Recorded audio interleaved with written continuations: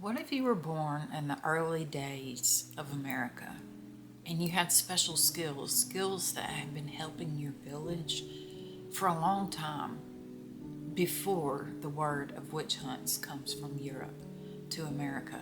And then all of a sudden what you do and you help people do is witchcraft. Okay, I know we've talked about the first witch put to death in America, and that was Alice Cook. But today we're going to talk about the first witch that was put to death in the Massachusetts Bay Colony. Okay, and her name was Margaret Jones. Now, if you're new here, my name is Brandy. What I do is I tell a dark history story about witches, and at the same time I put makeup on. So if that sounds awesome, please subscribe. So I'm trying to build and I'm trying to grow and all that fun stuff. So this story is actually pretty crazy. It's actually, in a way, it's very, very sad.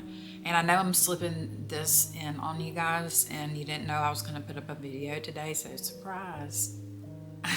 Only because I really wanted to go ahead and do this one. I've had it written for a few weeks. So, anyways, let's go ahead and jump in and get this party started.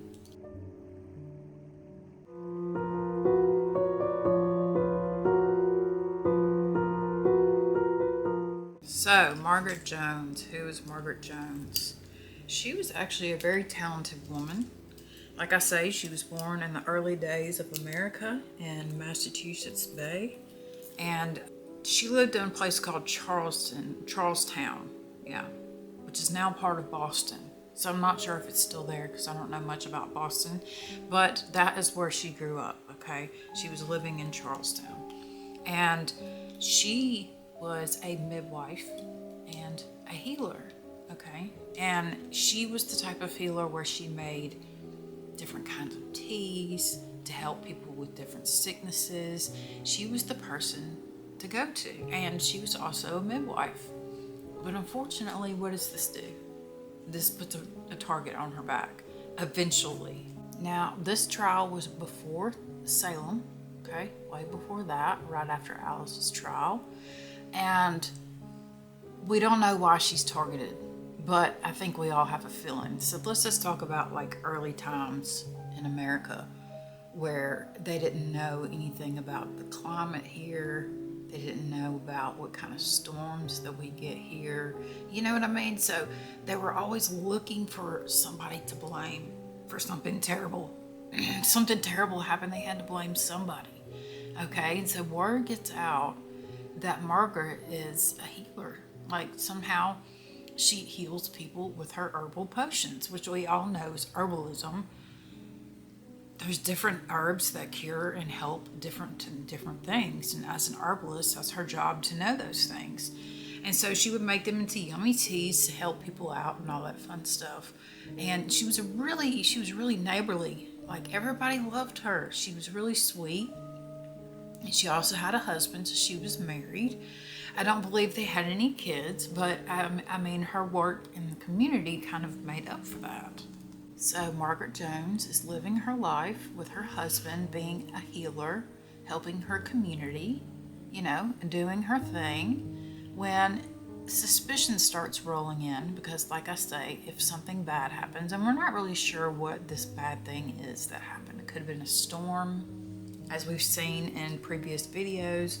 It could have been a storm, it could have been anything that sparked an interest into why, you know, people didn't understand how her mixtures were working. Even though she had some form of extensive knowledge of herbs, we don't know where she got it from. It's obviously been passed down, you know, this type of thing that's passed down. You can still learn it, but it was obviously passed down to her because she was so good at it. Well, this got the attention of somebody that we've talked about before. He's not that great of a dude. John Winthrop. He was the governor at this time, okay? And he was also part of like this little community of dudes that basically were like on the board of some committee they went over like all the colonies, which wasn't many at the time. He was also a member of the General Court, which are the founders of the colony, okay? So they start hearing about how this woman can heal with this tea, you know, and things like that. And the fact that she's a midwife. Because for some reason, these men didn't think that women could know anything about that. That was a doctor's job, you know. So if you knew about midwifery and things like that, that was a bad thing automatically. So that already put a target onto her back, like I said.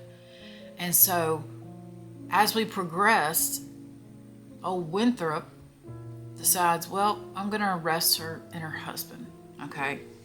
We're not sure why, unfortunately, because this is so long ago. But he decides he's going to go ahead and arrest her on charges of witchcraft. Let's go ahead and enter Matthew Hawkins, which I know we've talked about before. He's the one that wrote The Discovery of Witches, okay? He plays a huge role in this. So who does her case end up going to as the investigation ensues? Oh yes, that would be Matthew Hawkins. He's the man that's on the case, and he's going to figure out if this woman is a witch. And like I say, he wrote that book, A Discovery of Witches, which is basically a witch hunter's guide with all these different tales of, if you can tell if this is, you know, the witch's tea, like has like all the symbols and things in there. He talks about all of those things. So they're like, okay, this guy's the perfect person for the job, right? You know, he's a man, he knows what he's talking about, and we're going to find out if this woman's a witch. And they do something that I've never heard of before until I did this case. And they did something called watching. Hawkins, like I said, wrote a book that described this watching, okay? And I'm going to tell you what his book says about it. Basically, the accused would sit in a specific area, usually with their legs crossed for a long period of time, okay? Probably about 24 hours. They would make them sit in one spot with their legs crossed, and they would have somebody watching them all the time. All the time. And when you're probably like, what are they waiting for? What are they looking for? You know, they're waiting for her imp to show up. So according to Matthew Hawkins in his book of The Discovery of Witches, if you sit there and you watch a witch long enough, her imp or her familiar will appear, and you'll be able to catch a glimpse of it. You know? All right. So this is what they do with Margaret, all right? Because after 24 hours, if she was a witch, an imp would appear and feed off the witch. Now, unfortunately for Margaret, they had found what they called a witch's teat on her, which is basically just it could be a skin tag, it could be anything. I mean, it could be any kind of mark. They could make any kind of mark a witch's mark, basically. But that was where your familiar would feed from. And so she had one of those, supposedly. But she was adamant. She was like, no, you know, I'm not a witch, not a witch, not a witch. Now, I told you guys her husband was arrested as well, but keep in mind, he does not get convicted, okay? He does not. And it's not because he admitted to anything, I don't think. Because the reason why she doesn't live is because she won't give them what they would. She won't say, yes, I'm a witch, and yes, I did this, and my herbs are done by magical means, and, you know, they help heal people, when I tell them to help heal people, and she never said any of that. She always kept her innocence, and that was the amazing thing about her. And so the watching of Margaret Jones started on May 18th of 1648, and Winthrop said, an imp was seen in the clear light of day. He said he saw a child in her lap, and then when he walked in, the child got up, a baby or a child got up and ran out of the room. And so when he went to go investigate where this child went, there was no child. So to him, that was the imp, which I think he's just making that up, straight up. So on June 15th, they sentenced her. And these are her charges, which are absolutely insane. She had a malignant touch, they said, which means if she touched you, she can make you physically ill, which is like everything a healer is ever possibly against is something like that. They said that by her physically touching somebody, she could make them ill. This was part of her witchcraft, according to old Matthew. And this was all being presented to Winthrop, okay? And so they said that her medicines have violent effects, okay? Which, in all honesty, some of them might have. Because if you ingest some kind of poison and it needs to come out of you, there's one way for it to come out, you know? Or a couple of ways. And so maybe she has a potion that, you know, kind of clears out your system, is what I'm trying to say. They said that she would tell people that if they did not take her medicines, she had the power to make them sicker. Like, I'm telling you, they drugged this woman because she would not admit to being a witch.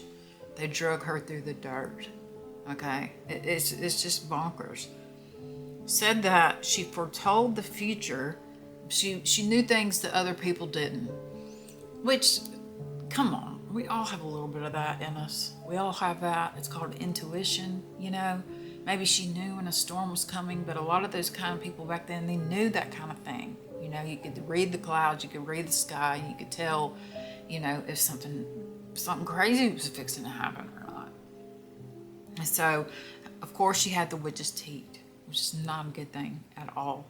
She was a midwife, which men didn't understand how a woman could understand how to help another woman to give birth, even though we have all the same parts and know the anatomy and all that fun stuff and what to do. I mean, not saying all of us women, we don't know all how to do that, but it is a very special skill to have, especially back then when a lot of the infant mortality rates was really high. And then, of course, they charged her with them seeing the child, you know, the one that was in her lap or whatnot, and like scurried off whenever somebody came into the room and then disappeared.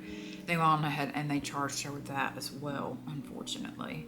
And I mean, her trial is just is full of lies.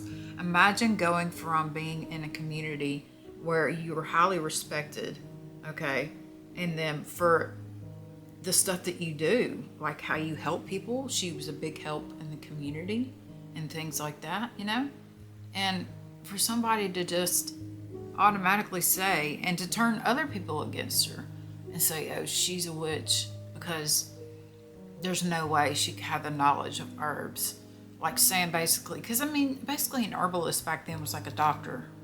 If you had a problem, you went to an herbalist because they helped you. They gave you an herb, they gave you a tincture, a tea, a salve, a something to help you.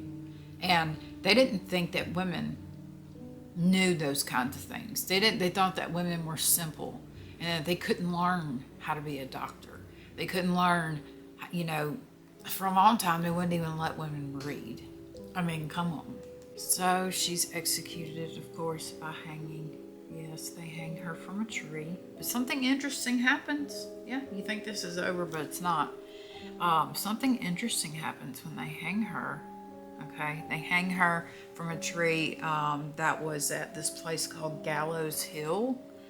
I'm not sure if that's just where they like took people to punish them or whatnot, but that's where she was taken. And all of a sudden, when she was hung and she died, this huge storm came up, and they got their very first tornado because they said that trees, buildings, all these things were just completely flattened. So it was almost as if the karma kind of came quick, like really quick, like because they really did just hang a woman for being a healer and midwife in her community, straight up. This guy named John Hale, okay, he would write this later on. At the time, sorry about the loud truck, he was only 12 at this time, okay, and he visited her in jail along with some other people. And basically he said that she told him that she had a fight with a neighbor and their cattle fell ill And that's why she was pinpointed. That's why she was pinpointed. Yeah. Because one of their cattle died and they're thinking that she went over there and poisoned it. That's what started the whole thing. And she tells this 12-year-old this, and he goes on to actually write a book later. John Hale does. And he includes Margaret's execution into this. Now you're probably wondering, what happened to Thomas? Like, you know, I know he got off, and that's totally cool. But what happened to him? So he's got this sticker on his back now that says, "My wife just got hung as a witch," you know, for the first time and for the first one in Massachusetts. And what am I going to do? And so what does he do? He tries to dip. He tries to leave, which, I mean, 100%, I don't blame him. But he can't quite leave because he gets on a ship called Welcome.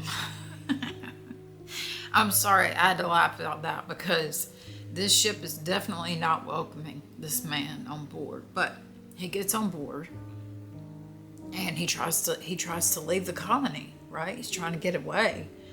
And the ship was really, really heavy with cargo and supposedly was like swaying back and forth. And so all these guys were like going around trying to secure the cargo and like all this stuff. And then they found him and they were like, "Oh no, no, no, no, no, no, no.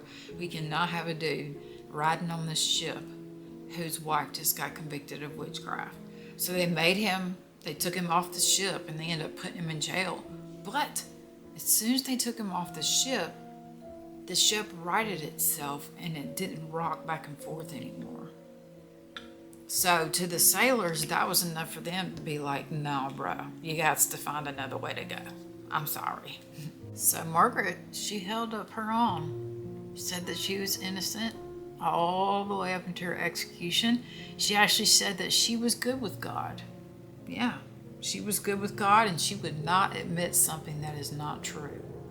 Good on you, girl. Good on you. This poor woman, Margaret, goes through all of this after she had been living her life exactly as she wanted to, helping other people, helping birth other people's babies and making sure they're healthy. This was what she was renowned for in her community.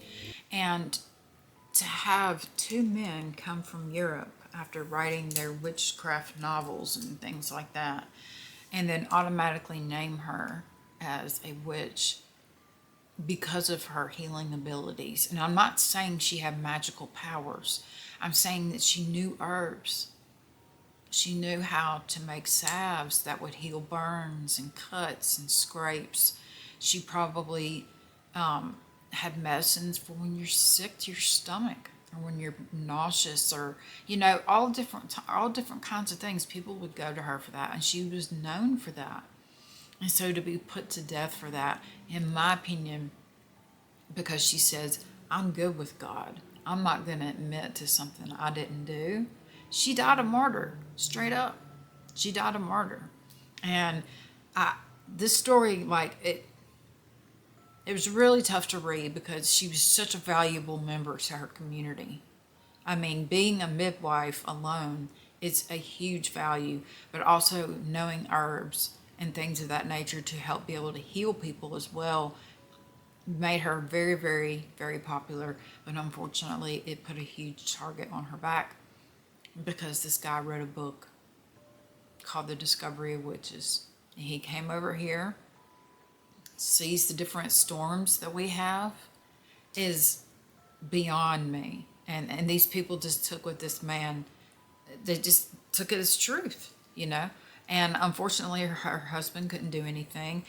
We don't even know what happened to her husband. I know he went to jail after he got taken off the boat, and the guys were like, "No, we're not doing this," you know. And supposedly the boat righted itself after that, you know. And it's just a sad story that this woman, who was a highly valued member of her community, ends up going out that way. But she was the first woman put to death for witchcraft. June 15th, 1648 was when she was hung, and that was when the state of Massachusetts got their very first tornado. And in a way, That could have been karma. But as we all know, storms do whatever they want to do. As recently, we just had a city close to mine hit by a tornado just recently. They do and go wherever they want. There's just no predicting them, especially back then. You know, it's just like a run and get cover type deal. So, anyways, I hope you guys enjoyed this story. I know it was a short one and I'm just kind of slipping it in. I have another one that I'm going to do this week. But I hope you guys enjoyed it. And yes, stay and watch more and subscribe if you would like to. I would really appreciate that. And yeah, if nobody's told you today, I love you. So I hope you have a glorious week.